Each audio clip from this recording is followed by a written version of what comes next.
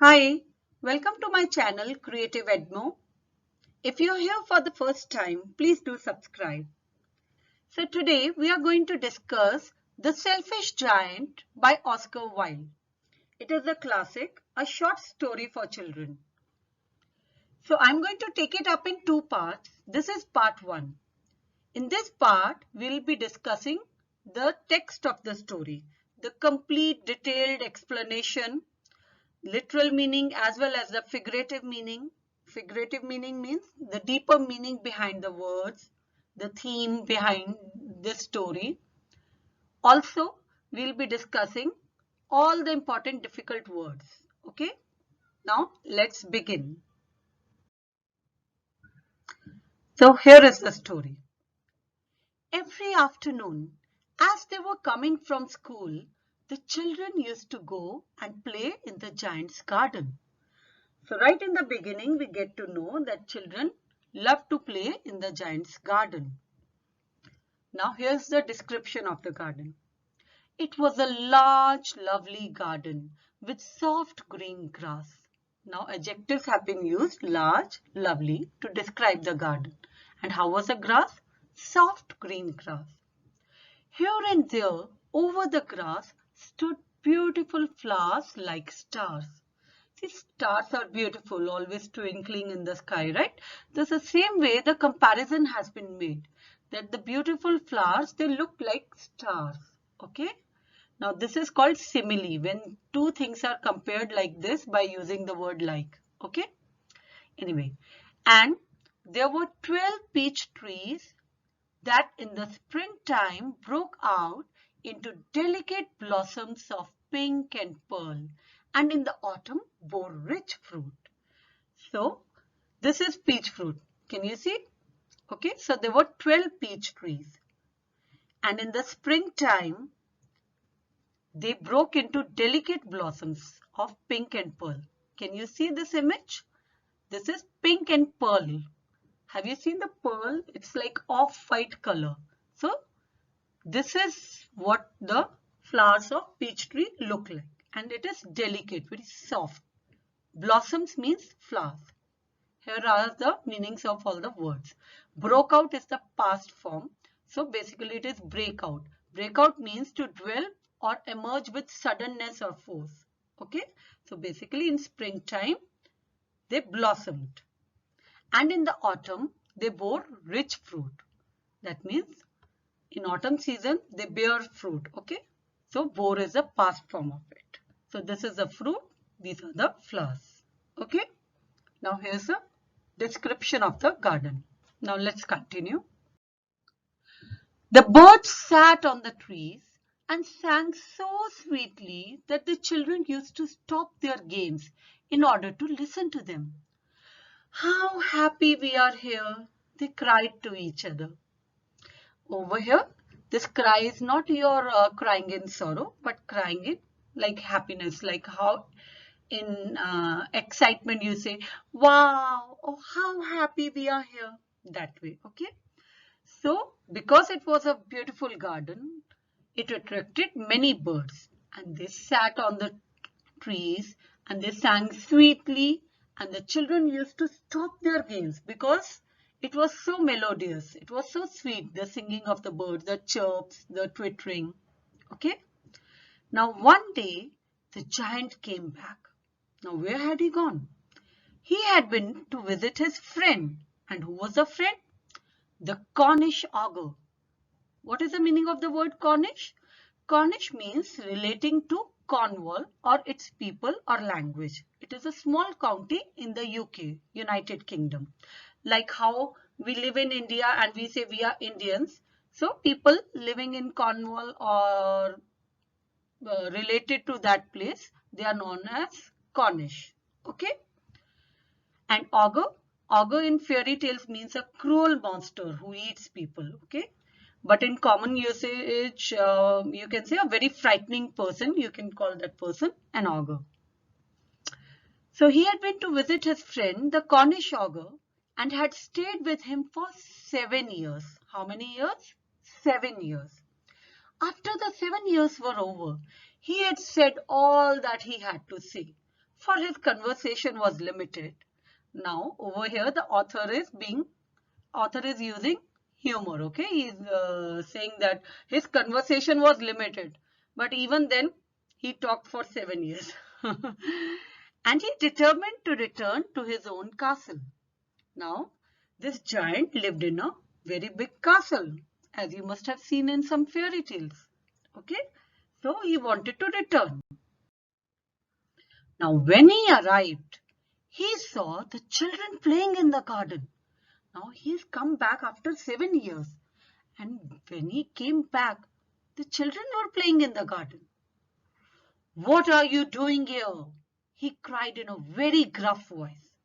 Gruff means very rough and very unfriendly. Now, being a giant, you can see he could be very intimidating. So, and the children ran away. Children got scared and they ran away. "My own garden is my own garden," said the giant. "Anyone can understand that, and I will allow nobody to play in it but myself." Now he was being very selfish. He did not want to share his garden with anyone. So he built a wall. So he built a high wall all round it and put up a notice board. "Trespassers will be prosecuted." Who is a trespasser? A person entering someone's land without permission. And prosecuted means to officially accuse someone of committing a crime in a law court. But over here it simply means punished. So whoever will enter his property will be punished. That is what was written on the notice board. Okay. Now he was a very selfish giant. The poor children had now nowhere to play. Over here, the poor does not mean like being not having money or not being rich.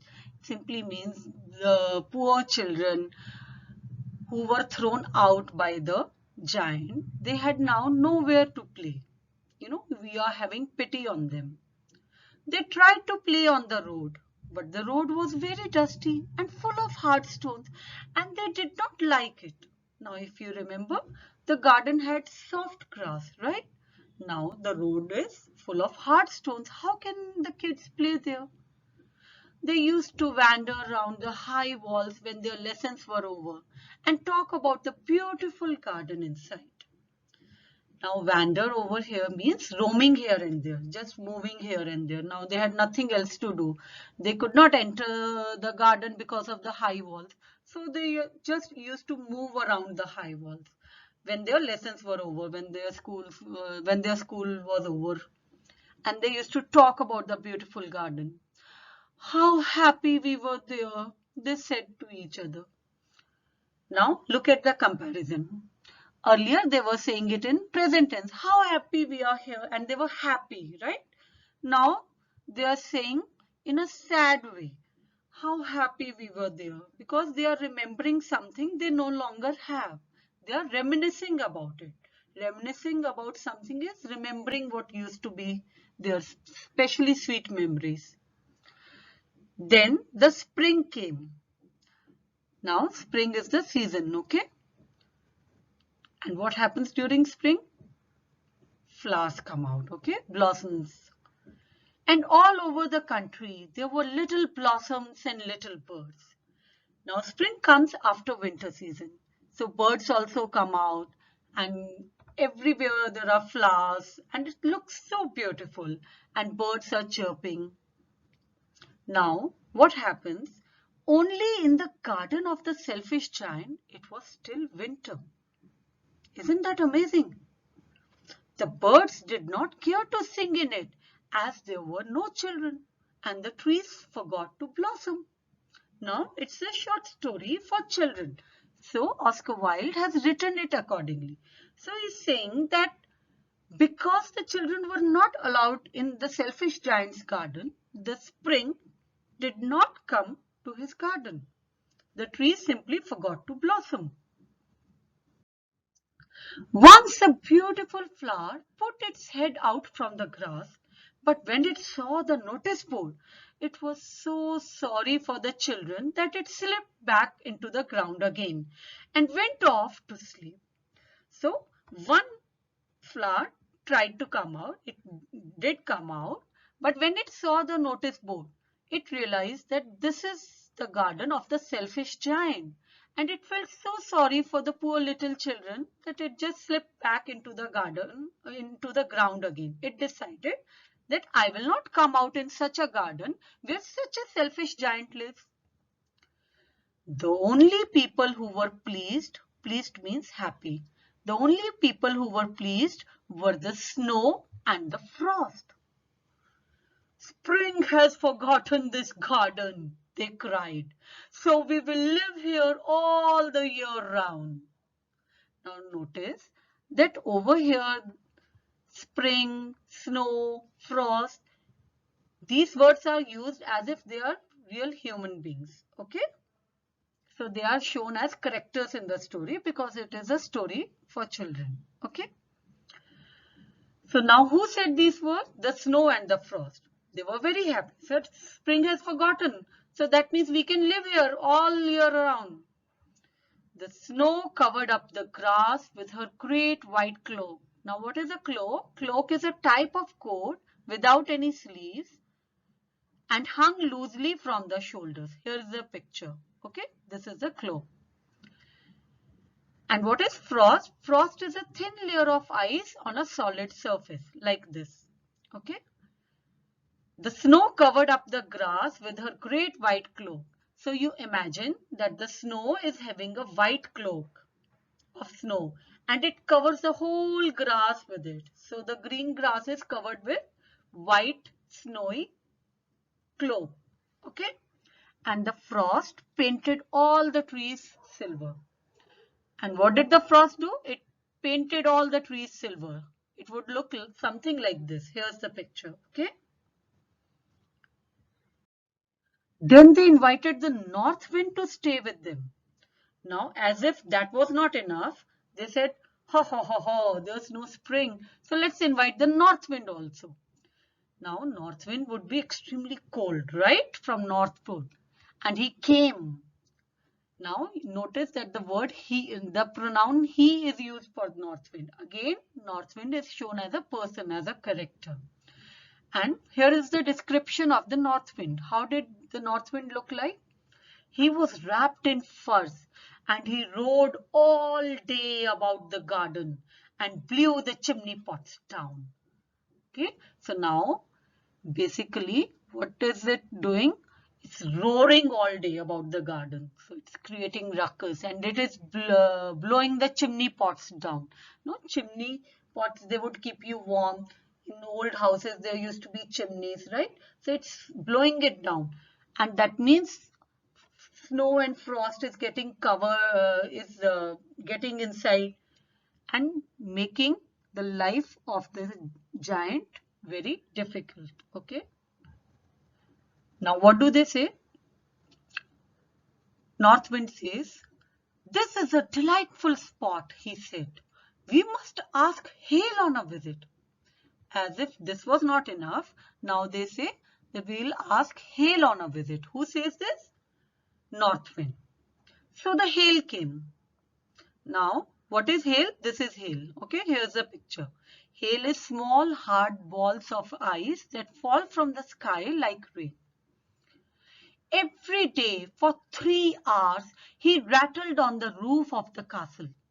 Now, if you remember, the giant lived in the castle, right? So, every day he rattled on the roof of the castle. Now, hail is a hard ball, okay? When it will hit the roof of the castle, it will make noise. It will rattle, okay? So, when something rattles, it makes short, sharp knocking sounds because it is being shaken or it keeps hitting against something hard. Isn't it? Like how you must have seen babies play with rattle. It makes a rattling sound. Okay. So the hail came and every day for 3 hours he rattled on the roof of the castle till he broke most of the slates. What is slates? This kind of roof material. Okay. A kind of stone which is used to build the roof of castles in olden times mostly. Okay, and then he ran round and round the garden as fast as he could go, and he was dressed in grey and his breath was like ice. Now this is the description of hail. Now if you remember, this was the description of north wind, right? Wrapped in furs and he rode all day. And this is the description of hail. He was dressed in grey and his breath was like ice. So as you can see, all of them are creating problems for the selfish giant, isn't it? Blowing the chimney pots down, roaring all day about the garden. Then hail is, what is hail doing? Rattling on the roof of the castle till he broke most of the slates, then ran round and round the garden.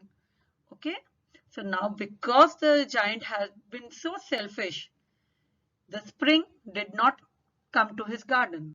Now the giant is suffering.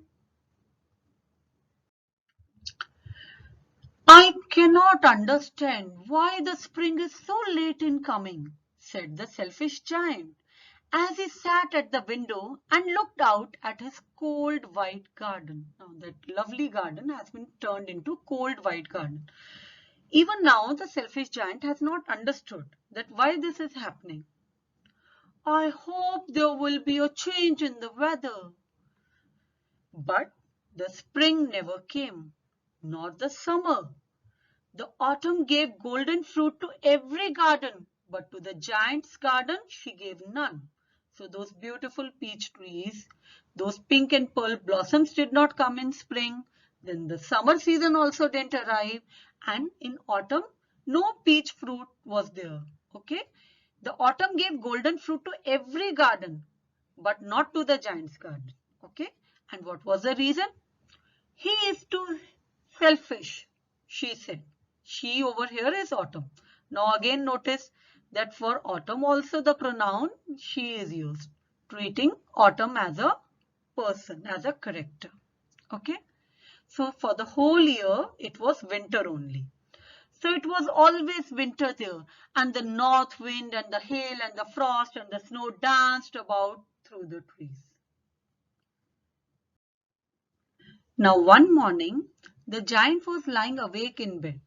He has been so troubled by the snow, the frost, the north wind and the hail that he had been lying awake in bed when he heard some lovely music. It sounded so sweet to his ears that he thought it must be the king's musicians passing by. It was really only a little linnet singing outside his window. This is little linnet. Okay, it's a small bird, brown, grey-brown bird. But it was so long since he had heard a bird singing in his garden that it seemed to him to be the most beautiful music in the world. Why was it so long? Because in Giant's garden, it had been winter all year long. Spring did not come, so trees did not blossom, so birds did not come. So he had not heard any chirping, twittering, nothing at all. So when he heard the little linnet singing, that humble music seemed to him to be the most beautiful music in the world because he was listening to it after such a long time. Then what happened? An amazing thing happened. The hail stopped dancing over his head and the north wind ceased roaring. Ceased means stopped. And a delicious perfume came to him through the open casement. Now what is a casement? It's a window like this. Okay. So it opens like a door. So a delicious perfume. So it's probably the fragrance of the flowers. Okay. I believe the spring has come at last, said the giant. And he jumped out of bed and looked out from this casement. So after a year of winter, finally the spring had come. But how? Let's see. He saw a most wonderful sight, a most wonderful scene. And what was it? Through a little hole in the wall the children had crept in. Which wall? You remember he had built a high wall all around his garden so that the children could not enter. Now there was a little hole in that garden. It has been a year. So there was a little hole and the children had crept in. Crept is the past form of creep. Creep means to move slowly, quietly, how like soldiers move sometimes in war or combat. Okay. So through a little hole in the wall, the children had crept in and they were sitting in the branches of the trees. In every tree that he could see, there was a little child. And the trees were so glad to have the children back again that they had covered themselves with blossoms and were waving their arms gently above the children's heads. So you see how the trees have been portrayed like some elderly figure, like parental figure, waving their arms gently above children's head. And they are so glad to have them back, isn't it? Now the birds were flying about and twittering with delight. Delight means happiness. Now the birds were also very happy and they were flying about. Finally, they were back in the garden and things were back to normal. And they were twittering, they were chirping, making sounds, cheep, cheep, cheep sound that they make. And the flowers were looking up through the green grass and laughing. Now even flowers are shown to be laughing. They were also happy. It was a lovely scene. Only in one corner it was still winter. Why? In one corner it was still winter. It was the farthest corner of the garden. Farthest corner means as far as the garden reached, the farthest corner at the extreme end. And in it was standing a little boy. Now let's see why there was winter there. He was so small that he could not reach up to the branches of the tree, and he was wandering all round it, crying bitterly. Now he was trying to reach, to climb up the tree, like how other kids were climbing up and sitting there. But he was wandering all round it because he could not climb, because he was so tiny. The poor tree was still covered with frost and snow, and the north wind was blowing and roaring above it. "Climb up, little boy," said the tree, and it bent its branches down as low as it could. But the boy was too tiny. So even the tree wanted the boy to climb up so that he could finally be free from the north wind and the frost. So the tree tried to help the little boy. How? By bending its branches down as low as it could. But even then the boy could not do it. Why? Because he was really too tiny. And the giant's heart melted as he looked out. Now, the giant saw the scene and his heart simply melted. And he realizes, "How selfish I have been," he said. "Now I know why the spring would not come here. I will put that poor little boy on the top of the tree, and then I will knock down the wall, and my garden shall be the children's playground forever and ever." You see, finally the giant has understood, the selfish giant has understood that why the spring did not come to his garden. He was really very sorry for what he had done. He was regretting it now. Regretting is feeling sorry for something that you had done. So he crept downstairs and opened the front door quite softly and went out into the garden. But when the children saw him, they were so frightened that they all ran away. If you remember, the last time the children encountered the giant, he spoke in a gruff voice. So they were really frightened and they all ran away because they thought that now the giant will catch them and probably give punishment or something. And the garden became winter again. So as soon as the children left, the spring left too, and the garden became winter again. Only the little boy did not run. Why? For his eyes were so full of tears that he did not see the giant coming.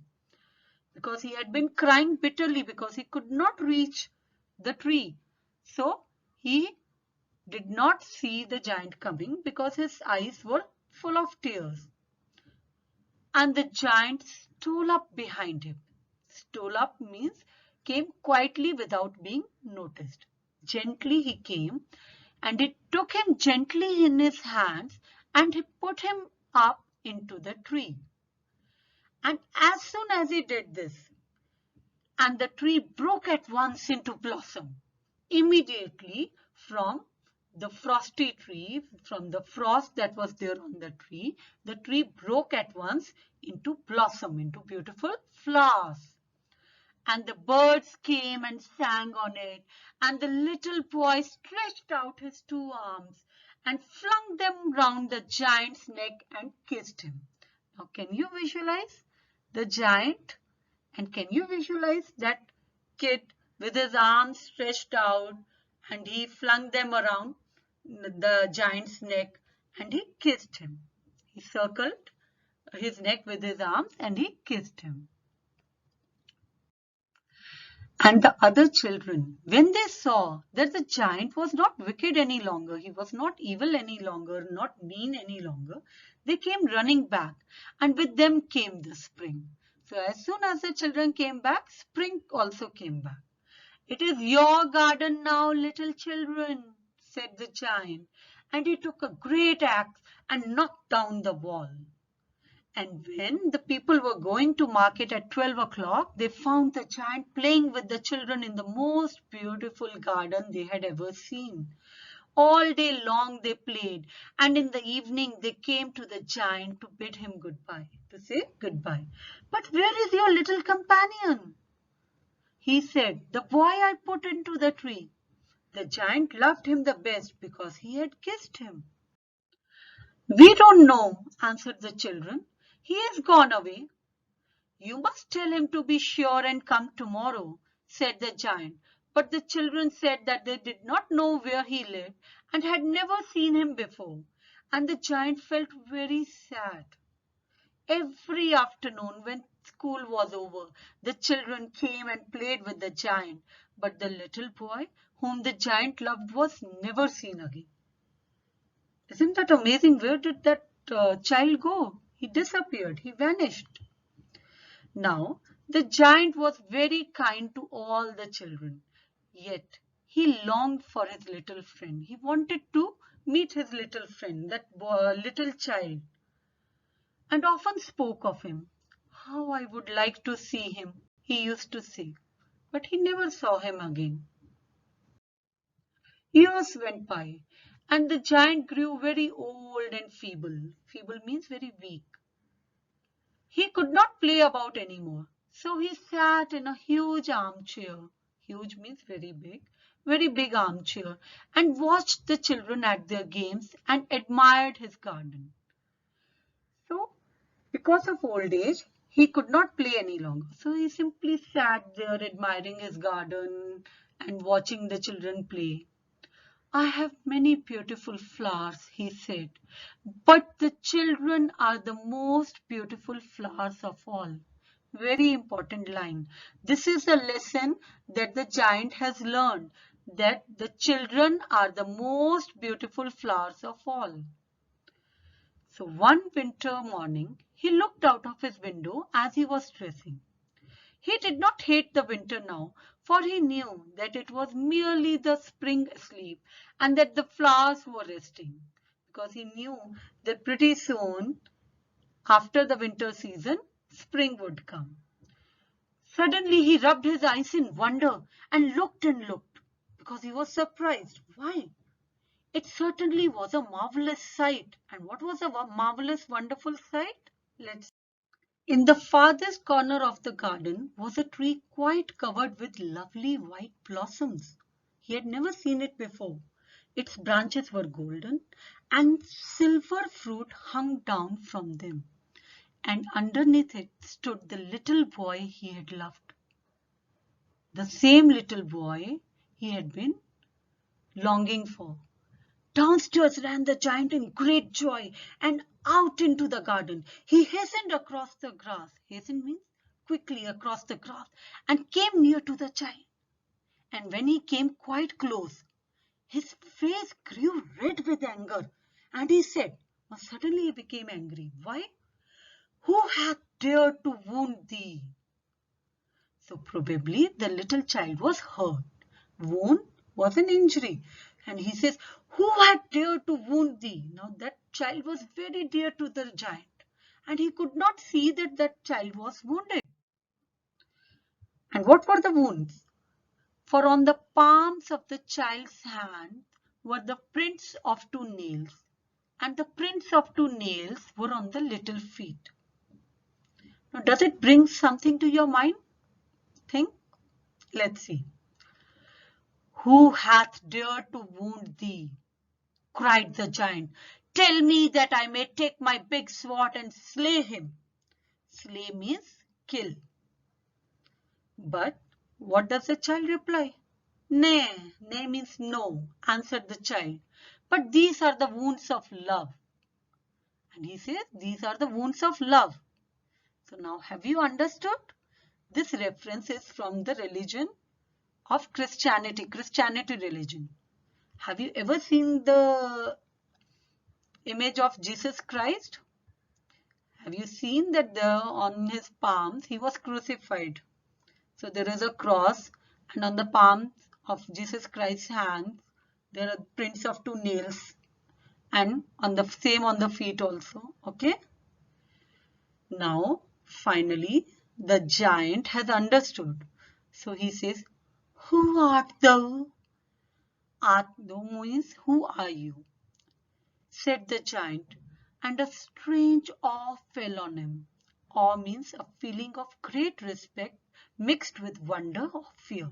Now, because he respects the child and suddenly now he knows that he has become old, but the child is of the same age. How could it be, right? And then there are these wounds on the child. These are the wounds of Jesus Christ. So, and he knelt before the little child. Knelt is the past of kneel down. Okay. And the child smiled on the giant and said to him, you let me play once in your garden. Today you shall come with me to my garden, which is paradise. So truly that child is the image of Jesus Christ, Lord himself, because in Christianity they believe that paradise is the heaven where you go after death. Okay. So the child says that once you let me play in your garden, now for eternity your soul will play in my garden, which is the paradise.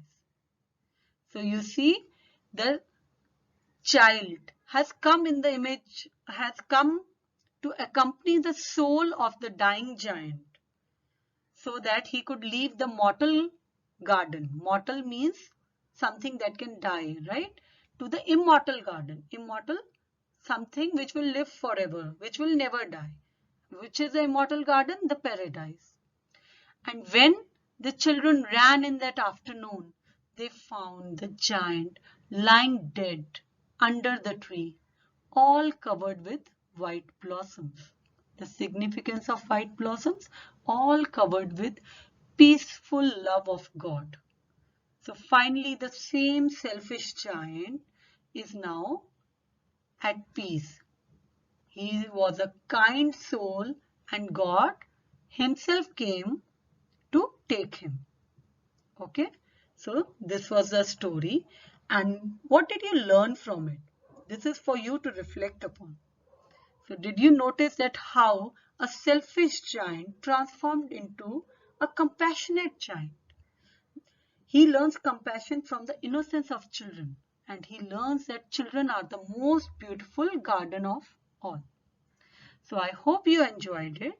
Now, if you are interested in discussing the question answers, the objective type question answers, subjective type question answers, short answer questions, long answer questions, you should watch my part 2 of the selfish giant. Thank you. I hope you liked it. Please If this video helped you, kindly like, share and subscribe to our channel Creative Edmo. Thank you.